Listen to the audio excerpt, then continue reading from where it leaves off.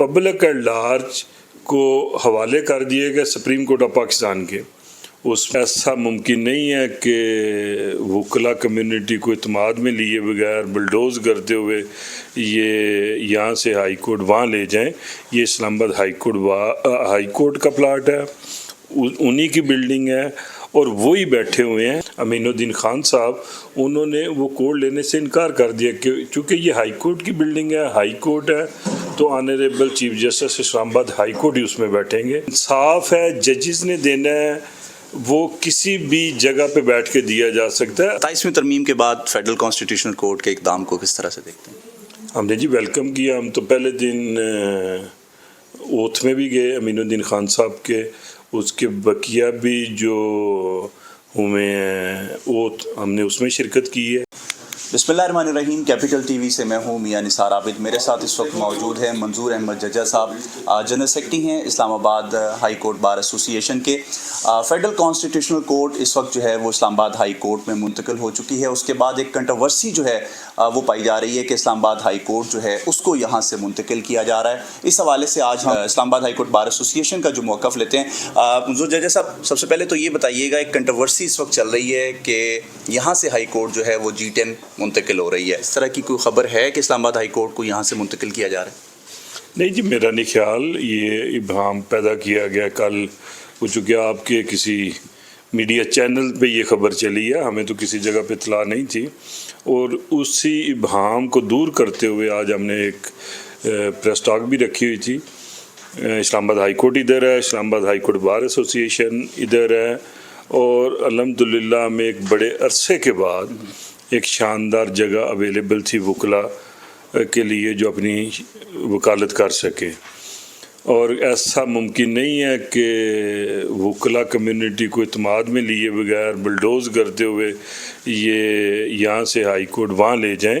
یہ اسلام آباد high court کا پلاٹ ہے، انہی کی بلڈنگ ہے، اور وہی بیٹھے ہوئے ہیں. جو آئینی عدالت اس میں موجود ہے وہ for the time being temporary arrangements کے تحت ادھر بنی ہے، وہ ورکنگ پوزیشن میں ہے.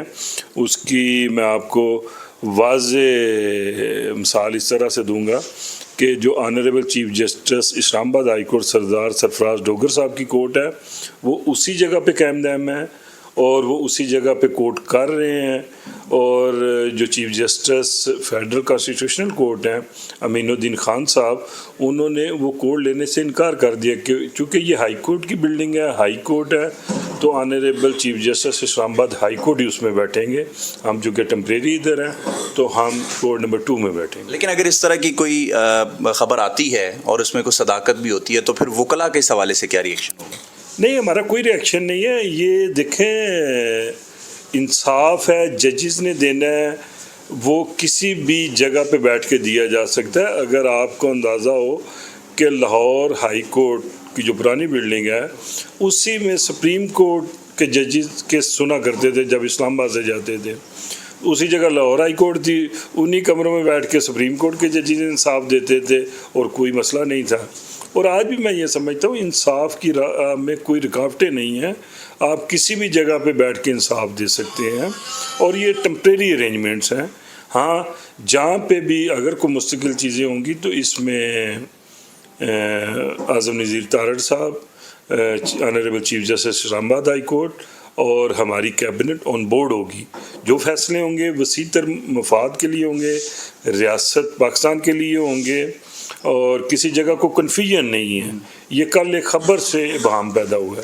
27ویں آئینی ترمیم کے بعد فیڈرل کانسٹیٹیوشنل کورٹ اسلام آباد ہائی کورٹ میں اس وقت اسٹیبلش ہو چکی ہے.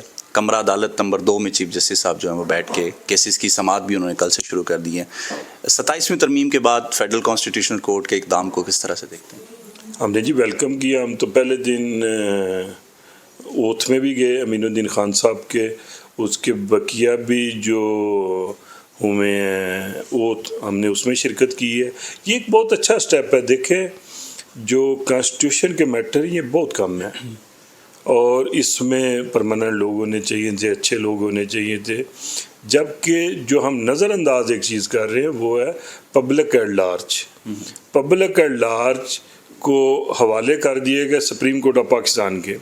اس میں اپیلیں آئیں گی، سپرویژنز آئیں گی، بیل پٹیشنز آئیں گی، وہ ارلی ڈسپوزل ہونا چاہیے۔ جو 50-60 ہزار کا بیک لاگ ہے وہ میں سمجھتا ہوں اگر honourable chief justice of Pakistan یا افریدی صاحب کو ایسا میکانزم بنائے کہ 6 مہینے کے اندر اندر یہ سب ججز بیٹھیں اور بیک لاگ ختم کریں۔ یہ جتنے بھی سیاسی کیسز تھے اس کی وجہ سے کورٹ کا ٹائم ضائع ہو رہا تھا، اب کورٹ بھی الگ ہو گئی ہے، وہ کام دیکھیں گے، اور جو سپریم کورٹ آف پاکستان ہے وہ انڈیپینڈنٹلی اپنے کیسز دیکھتے ہوئے میرا خیال جلدی اور سستا انصاف فراہم کریں گے۔ ججز صاحب 27ویں ترمیم کے بعد ججز کے استعفے بھی آئے ہیں، آپ نے آج پریس کانفرنس میں کہا ہے کہ مزید استعفے بھی آنے ہیں۔ دیکھیں جی، میں یہ کہتا ہوں کہ یہ جج والا جو منصب ہے نا، یہ اللہ تعالیٰ کی صفات میں سے ایک صفت ہے جو کہ بندے کے ذریعے سے کام لینا ہوتا ہے، اور جو جج ہے اگر وہ انصاف کرے تو اس سے کوئی نہ سینیارٹی کا ایشو ہوتا ہے، نہ ٹرانسفر کا ایشو ہوتا ہے، نہ ہی 27ویں ترمیم ہے 28ویں، اس نے اللہ تعالیٰ کے دیے ہوئے کام میں سے کام کرنا ہے۔ یہ جب آپ اس صفت سے ہٹ جاتے ہیں تو اس کا مطلب آپ انصاف نہیں کر سکتے۔ تو ایسے لوگ جو انصاف نہیں کر سکتے، پرسنل ایجنڈاز لے کے چلتے ہیں، ود ان ہائی کورٹ ایک نئی ہائی کورٹ اسٹیبلش کر لیتے ہیں، سپریم کورٹ میں ایک نئی سپریم کورٹ اسٹیبلش کر لیتے ہیں۔ یہ وفاقی ادارے ہیں، یہ ریاست کے ادارے ہیں۔ ہمارا دنیا میں امیج کیا جا رہا ہے، یہ میسج کیا جا رہا ہے کہ ہماری یہ جوڈیشری کس طرح ڈیوائیڈڈ ہے، ان کے پرسنل ایجنڈاز ہیں۔ کسی جگہ ایسا نہیں ہوتا تھا کہ ایک جج پہ اگر مس کنڈکٹ کا معاملہ چل رہا ہے یا اس کا سپریم جوڈیشل کونسل میں کیس چل رہا ہے تو بقیہ ججز ان کے ساتھ جایا کرتے تھے۔ ایسا نہیں ہوتا تھا، کبھی یہ مثال نہیں ملتی، لیکن انہی ججز نے اپنے آپ کو خود ایکسپوز کیا کہ ہم ایک جتھے ہیں، ہم ججز نہیں ہیں، ہم جتھے ہیں، اور اگر ہمارے حق میں فیصلہ کریں گے تو ٹھیک، ورنہ ہم اسی طرح نکلیں گے اور سڑکیں بلاک کریں گے۔ اور عوام باشعور ہے، پڑھے لکھے ہیں، یہ دیکھ لیں استعفے ہوئے ہیں، کوئی جنون نہیں آیا اور جنون آئے گا بھی نہیں۔ انہوں نے گھر پہ ہی جانا تھا، انہوں نے کام کیا کیا ہے ابھی تک؟ یہ جو گئے ہیں، اطہر من اللہ صاحب کو اسلام آباد ہائی کورٹ میں ہم نے بڑی اچھی طرح دیکھا، اور جس طرح انہوں نے وکلا کو عبرت کا نشان بنانے کی کوشش کی، اور اللہ کے فضل سے وہ آج خود عبرت کا نشان بنے ہوئے ہیں، کسی نے کوئی اپریشیٹ نہیں کیا۔ لہٰذا ججز کو انصاف کے تقاضے پورے کرنے چاہیے، پارٹی نہیں بننا چاہیے۔ ہمارا ایک ہی تقاضا ہے، باقی ججز کی لڑائیاں ہیں، انہوں نے خود لڑنی ہیں۔ جب تک کم از کم میں اس کیبنٹ میں ہوں، ہم ان کا ساتھ نہیں